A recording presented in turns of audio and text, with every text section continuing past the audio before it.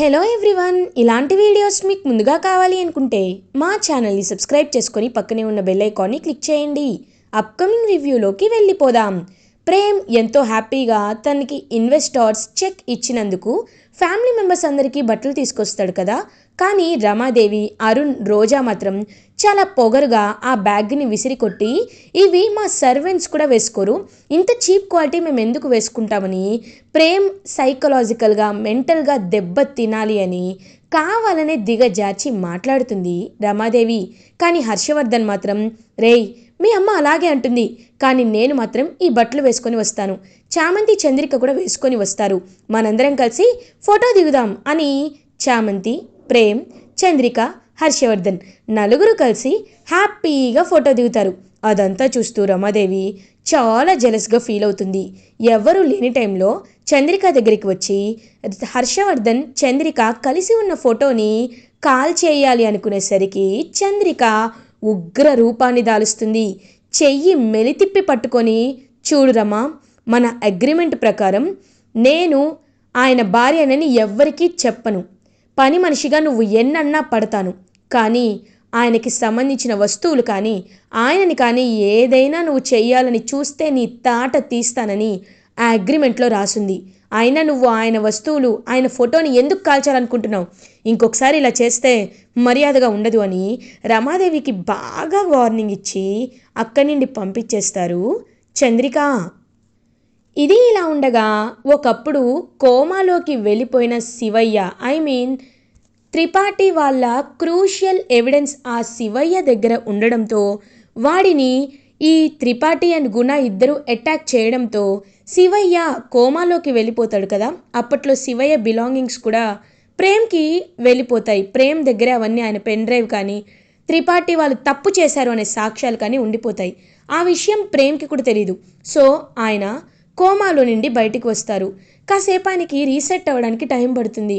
అసలు నేను దేని గురించి ఇలా అయ్యాను, ఎందుకు యాక్సిడెంట్ అయింది, నన్ను కాపాడింది ఎవరు, నేను దేనికి గుడికి వెళ్ళాను అని మొత్తం ఆలోచించుకోగానే ఆయనకి అప్పుడు స్ట్రైక్ అవుతుంది. నేను ఆ త్రిపాఠి మా నాన్నని చంపేశాడు కాబట్టి, వాడొక పెద్ద అవినీతి పరుడు కాబట్టి వాడి హత్యలని బయట పెట్టాలని నేను సాక్ష్యాలు కలెక్ట్ చేశాను. ఆ సాక్ష్యాలు లాయర్ ప్రేమ్ బాబుకి నేను ఎలా అయినా ఇవ్వాలి. కానీ ఆయన ఇల్లు ఎక్కడో నాకు తెలియదే, ఎవరికైనా తెలిసేమో నేను అడుగుతాను అని హాస్పిటల్ నుండి డిశ్చార్జ్ అవుతారు శివయ్య. ఇది ఇలా ఉండగా చామంతి, ప్రేమ్ ఇద్దరు ఇంకా వాళ్ళకి సంబంధించిన డిజైనర్ స్టూడియోని పెట్టుకోవడానికి ఒక షాప్ కోసం బయలుదేరుతారు. అద్దె నెలకి 1 lakh, అడ్వాన్స్ 10 lakhs అంటే పాపం చామంతి బార్గెయిన్ చేస్తూ, మేము అందులో సగం ఇస్తామండి, ఎందుకంటే ఇప్పుడే స్టార్ట్ చేస్తున్న స్టార్టప్ కదా, అడ్వాన్స్ 5 lakhs ఇస్తాము, మంత్లీ రెంట్ 50,000 ఇస్తామని అంటుంది. అమ్మ, ఇదంతా చెప్పాల్సింది మేం కాదు, మా మేడం వస్తున్నారు, ఆవిడ సెలబ్రిటీ పల్లవి గౌడ గారు అని చెప్పి ఇంకా అలా చూపించేసరికి నిండు నూరేళ్ల సావాసంలో అరుంధతి ఒరిజినల్ నేమ్ పల్లవి గౌడ అలా నడుచుకుంటూ వస్తూ ఉంటారు. ఇంకా చామంతి ప్రేమ్తో, బాబు నేను ఇవన్నీ టీవీలో చూశాను బాబు, ఈవిడ యాక్టింగ్ చాలా బాగా చేస్తారు అని అంటుంది చామంతి. హో అవునా అని అంటాడు ప్రేమ్. ఇంకా పల్లవి గౌడ అలా నడుచుకుంటూ వస్తుంది. ఏంటి రావు, ఏంటి ప్రాబ్లం అని అడుగుతారు. మేడం బార్గెయిన్ చేస్తున్నారు మేడం, మీరు చెప్పిన రేట్ని 50% అడుగుతున్నారు అని అంటారు. వెంటనే చామంతి, మేడం నమస్తే మేడం, మేము కొత్తగా బిజినెస్ని స్టార్ట్ చేస్తున్నాం, బాబుకి చాలా టాలెంట్ ఉంది, ఆయన సొంతగా ఎదగాలి అనుకుంటున్నారు, కాబట్టి మీరు కాస్త చూసుకొని ఇస్తే రేపు 1 year తర్వాత మీరు రెంట్ని కావాలంటే 10% ఇంక్రీజ్ చేసుకోండి మేడం అని అంటారు. ఏంటి కొత్త బిజినెస్సా? యాక్చువల్లీ నేను కూడా ఈ మధ్య బిజినెస్ స్టార్ట్ చేయాలి అనుకుంటున్నాను, నాకు వచ్చిన డబ్బులతో షేర్ మార్కెట్స్లో ఇన్వెస్ట్ చేయాలి అనుకుంటున్నాను, బట్ అందులో ఇన్వెస్ట్ చేస్తే కాస్త టఫ్గా ఉంటుందనే వేరే వైపు వెళ్ళాలనుకుంటున్నాను. అసలు మీ ఐడియా ఏంటి మిస్టర్ ప్రేమ్, మీరు ఏం చేస్తుంటారు అని అడుగుతారు. మేడం నేను ఫ్యాషన్ డిజైనర్గా అవ్వాలి అనుకుంటున్నాను, నా డిజైన్స్ని వెంచర్ క్యాపిటలిస్ట్లకి ఇన్వెస్టర్స్కి చూపించాను, వాళ్ళు నా డిజైన్స్ని యాక్సెప్ట్ చేశారు, నాకు చెక్ ఇచ్చారు అని తన కాన్సెప్ట్ మొత్తం ఎక్స్ప్లెయిన్ చేస్తాడు. అదంతా విని పల్లవి గౌడ అలియాస్ అరుంధతి ఇంప్రెస్ అవుతుంది. వావ్, ఇంట్రెస్టింగ్, యాక్చువల్లీ నీ ఐడియా నాకు చాలా నచ్చింది, నిజమే, ఈ మధ్య జెన్జీ జనరేషన్కి సాంప్రదాయం అంటే ఏంటో తెలియకుండా పోతుంది. సో మిస్టర్ ప్రేమ్ కుమార్, నేను మీకు హెల్ప్ చేయాలనుకుంటున్నాను. మీ బిజినెస్లో నేను కూడా పార్ట్నర్ అవ్వాలి అనుకుంటున్నాను. నేను మీకు ఈ ల్యాండ్ని ఈ బిల్డింగ్ని అద్దెకు కాదు, ఫ్రీగా ఇస్తాను. మా పార్ట్నర్షిప్లో నేను ఇవ్వాల్సిన డబ్బులు పెట్టుబడి ఉంటుంది కదా, ఆ పెట్టుబడి ఏదో ఈ బిల్డింగ్ అనుకో, నీకు నచ్చినట్టు వాడుకో, బట్ నీకొచ్చే లాభాల్లో 10% నాకు ఇవ్వు అని అంటారు. Madam, thank you madam, thank you so much, ఇంత త్వరగా నన్ను నమ్ముతారని అస్సలు అనుకోలేదు అని ప్రేమ్ పాపం చాలా హ్యాపీగా ఫీల్ అవుతారు. ఇదేదో డబ్బులు పెట్టిస్తారనుకుంటే మీ ఐడియా నచ్చి ఆవిడ మీతో పార్ట్నర్ అవ్వాలనుకుంటున్నారు. ఇది నిజంగా మీ అదృష్టం బాబు అని చామంతి ప్రేమ్ ఇద్దరూ హ్యాపీగా ఇంటికి రీచ్ అవుతారు.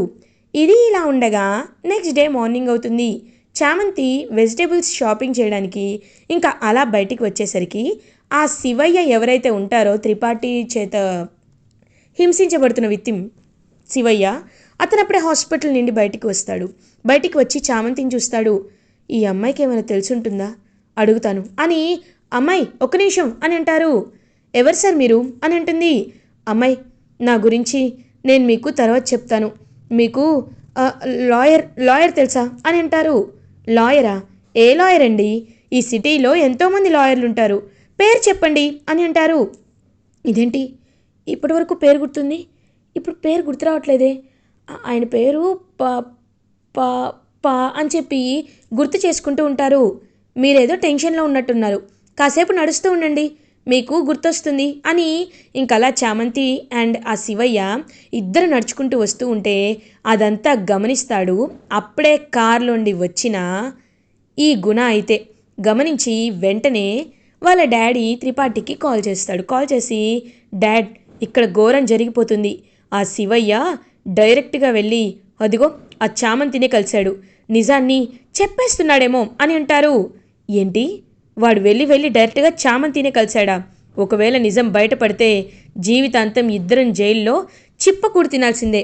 నాకంటే వయసు అయిపోయింది, పర్లేదు, నువ్వు చాలా భవిష్యత్తు చూడాల్సిన వాడివి, నువ్వు నాతో పాటు జైల్లో కూర్చోవడం నాకు ఇష్టం లేదు, కాబట్టి నేను చెప్పించేయరా అని అంటారు. ఏం చేయమంటారు నాన్న అని అంటాడు. ఏం చేస్తావా, నేను చెప్పినట్టు వాడిని యాక్సిడెంట్ చేసి పైకి పంపేయ్ అని అంటారు. ప్రాబ్లం అవుతుందేమో అని అంటారు. నేను చూసుకుంటాను లేరా, యాక్సిడెంట్ చేసేయ్ అని చెప్పేసరికి ఇంకా వాళ్ళ డాడీ ఇచ్చిన సజెషన్తో యాక్సిడెంట్ చేసేయాలని ఇంకా శివయ్య వైపు వస్తూ స్పీడ్గా కార్ని తీసుకొని వస్తూ ఉంటాడు గుణ. అప్పుడే కరెక్ట్గా ఇంకా చామంతి అయితే అలా అతన్ని సేవ్ చేస్తుంది. ఆ శివయ్యని పక్కకి తోసేసి పాపం కారు ముందు చామంతి పడిపోతుంది. సో చామంతి అలా ఎగిరి అవతల పడుతుంది. చామంతి వెళ్ళి ఒక పెద్ద రాతి స్తంభానికి గుద్దుకోవడంతో చామంతి తలకి రక్తం వస్తూ ఉంటుంది. చామంతికి చాలా పెద్ద దెబ్బ తగులుతుంది.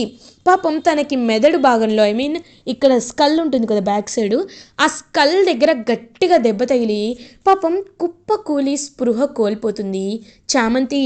ఇటువైపు ఆ శివయ్య కూడా ఒక చెట్టు కొమ్మకి గుద్దుకొని అతను కూడా స్పృహ కోల్పోతాడు. ఇంకా అప్పుడే కరెక్ట్గా అలా అలా ఇంకా చంద్రిక అయితే అటు ఇటు తిరుగుతూ ఆలోచిస్తూ ఉంటుంది. ఏంటి, నా మనసుకి ఏదో అనిపిస్తుంది, అసలు ఏం జరుగుతుంది? అవును, చామంతి బయటికి వెళ్ళింది, ఇంకా రాలేదు, ఏం చేస్తుంది అని కాల్ చేస్తుంది. అప్పుడే ఇంకా గుణ అయితే మొత్తం దులిపేసుకొని వెళ్ళిపోతాడనమాట, ఏమీ తెలియనట్టు. సో వెళ్ళిపోయేసరికి జనాలందరూ పాపం గుమిగూడతారు. అయ్యో, ఎవరు వీళ్ళని దగ్గరలో ఉన్న హాస్పిటల్లో జాయిన్ చేయాలని తీసుకువెళ్ళడానికి ట్రై చేస్తూ ఉంటే కరెక్ట్గా అప్పుడే చంద్రిక కాల్ చేస్తుంది. హలో, ఎవరు మీరు అని అంటారు. హలో, మీరెవరండి, మీరు మా చామంతి ఫోన్ లిఫ్ట్ చేశారేంటి అని అంటారు. అమ్మా, ఇక్కడ ఈ అమ్మాయికి యాక్సిడెంట్ అయిందమ్మా, ఈ అమ్మాయిని దగ్గరలో ఉన్న హాస్పిటల్లో జాయిన్ చేస్తున్నాం, పాపం తలకి గట్టిగా ఏమీ తగిలింది, మీరు జాగ్రత్తగా రావాలి అని చెప్పి కాల్ కట్ చేస్తారు. ఒక్కసారిగా షాక్లో ఉండిపోతుంది చంద్రిక. పాపం ఫోన్ పడేసి బోరున ఏడుస్తూ ఉంటుంది. కరెక్ట్గా అప్పుడే ఇంకక్కడికి ప్రేమ్ వస్తాడు. చందు ఏమైంది చందు, ఎందుకు ఏడుస్తున్నావు అని అడుగుతారు. బాబు ప్రేమ్ బాబు, చామంతి నడుస్తుంటే చామ్కి ఏమైంది అని అంటారు. చామంతికి యాక్సిడెంట్ అయిందంట బాబు, వెంటనే హాస్పిటల్కి వెళ్ళాలంటున్నారు బాబు అనేసరికి పాపం ఒక్కసారిగా చాలా అంటే చాలా బాధేస్తుంది ప్రేమ్కి. బాధేసి రాచందు ఇంకా చూస్తున్నావేంటి అని చెప్పి ఇంక వెంటనే చామంతి అండ్ చంద్రిక ఇద్దరు కలిసి బయలుదేరుతారు. ఇంకా ప్రేమ్ అండ్ చంద్రిక ఇద్దరు కలిసి హాస్పిటల్కి రీచ్ అవుతారు. అప్పుడే కరెక్ట్గా పాపం ట్రీట్మెంట్ చేస్తూ ఉంటారనమాట. తనకైతే ట్రీట్మెంట్ చేస్తూ ఉంటే ఇంకా అలా చామంతి మాత్రం స్పృహలో ఉండదు. ఇదేంటి ఇప్పుడు ఏం చేయాలి అని డాక్టర్స్ ఆలోచిస్తూ ఉంటే, డాక్టర్ ఇప్పుడు చామ్కి ఎలా ఉంది డాక్టర్ అని అడుగుతారు. ఆ పేషెంట్ తరపు మీరేనా? చూడండి బాబు, తన తలకి చాలా బలమైన గాయం తగిలింది, బ్లీడింగ్ కూడా అయింది. బాంబే బ్లడ్ గ్రూప్ని మీరు అరేంజ్ చేసుకోవాలి అని అంటారు. డాక్టర్ ఒకప్పుడు ఇలాగే గ్రీన్ ఛానల్ ద్వారా తీసుకొచ్చాం, మేము మళ్ళీ తీసుకొచ్చే ప్రయత్నాన్ని చేస్తాను, మా నాన్నకు కాల్ చేస్తాననేసరికి ఒక్క నిమిషం బాబు, ఇంకొక విషయం, ఆవిడకి తలకి చాలా బలమైన గాయం తగలడం వల్ల మెమొరీ అంతా కూడా లాస్ అయ్యే అవకాశాలు చాలా ఉన్నాయి, కాబట్టి మీరు దేనికైనా సిద్ధంగా ఉండండి అని చెప్పి అక్కడి నుండి అయితే డాక్టర్ వెళ్ళిపోతారు. ఒక్కసారిగా షాక్లో ఉండిపోతారనమాట ప్రేమ్. ఏంటి చామ్ మర్చిపోతుందా అని పాపం అలా ఆలోచనలో పడతాడనమాట ప్రేమ్. అప్పుడే ఇంకా గ్రీన్ ఛానల్ ద్వారా బాంబే బ్లడ్ని మళ్ళీ ఇంకా తెప్పించి చామంతికి అలా ఇంకా పెడతాడు. సో అప్పుడే చంద్రిక తరపున చిత్రావతమ్మ కూడా హాస్పిటల్కి వస్తారు. పాపం చామంతిని చూసి చాలా బాధపడతారు.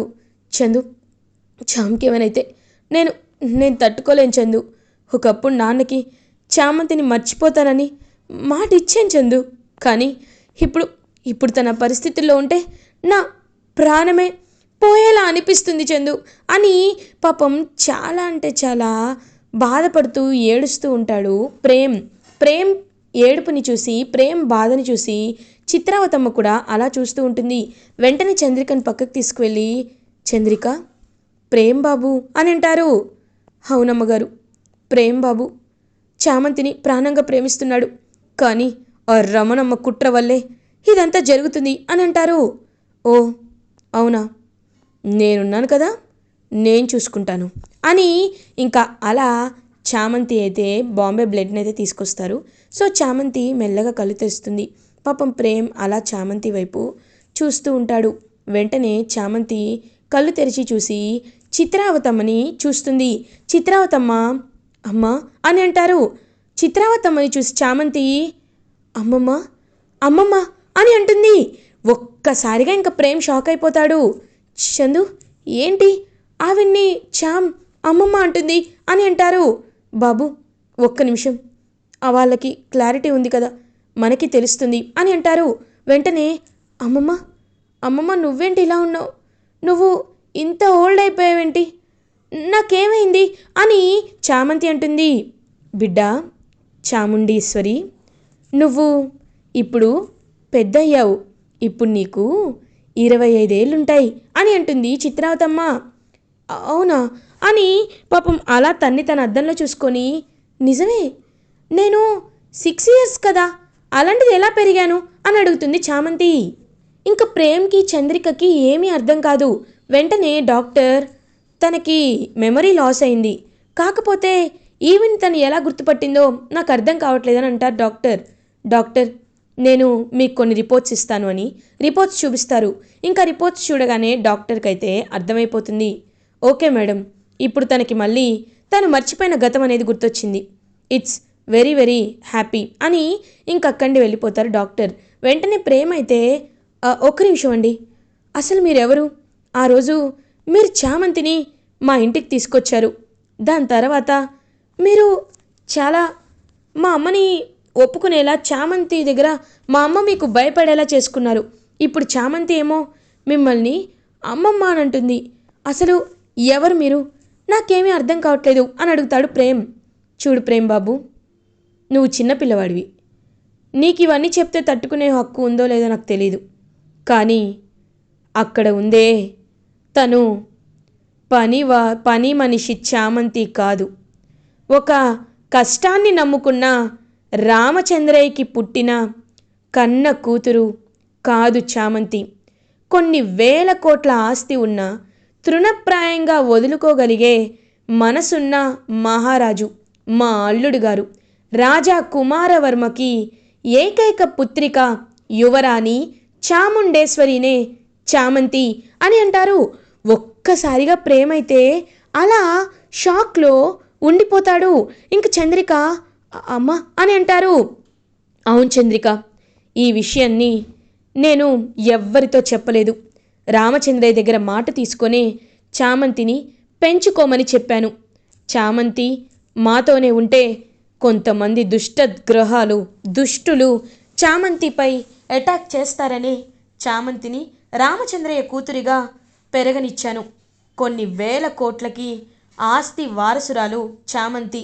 అచ్యుతాపురానికి మహారాణి అన్నపూర్ణాదేవి రాజావార్ల ఏకైక మనవరాలే చామంతి అని చెప్పడంతో ఇంకా ప్రేమ ఆ రోజు రోజా సంవత్సరికం జరిపించడం అదంతా గుర్తు చేసుకుంటాడు. అదేంటి రాజావారి మనవరాలు మా వదిన గారు రోజా గారు కదా అని అంటారు. లేదు, అదంతా అబద్ధం, బూటకం, నాటకం. అసలైన వారసురాలు చామంతినే అని అంటారు చిత్రావతమ్మ. ఒక్కసారిగా ఇంకా నిజాలు తెలుసుకొని ప్రేమైతే అలా షాక్లో ఉండిపోతాడు. అలా తన చామంతి అనే గతాన్ని మర్చిపోయి యువరాణి చామంతిగా మారి మళ్ళీ తన అమ్మమ్మ దగ్గరికి అండ్ ప్రేమని పొందడానికి వర్షన్ 2.0గా తయారయ్యి వస్తుంది మన కొత్త చామంతి. ఇలా ఎపిసోడ్ ఎండ్ అవుతుంది. ఫర్దర్ ఎపిసోడ్ రివ్యూస్ ముందుగా మీకు కావాలి అనుకుంటే మా ఛానల్ని సబ్స్క్రైబ్ చేసుకోండి. Thanks for watching.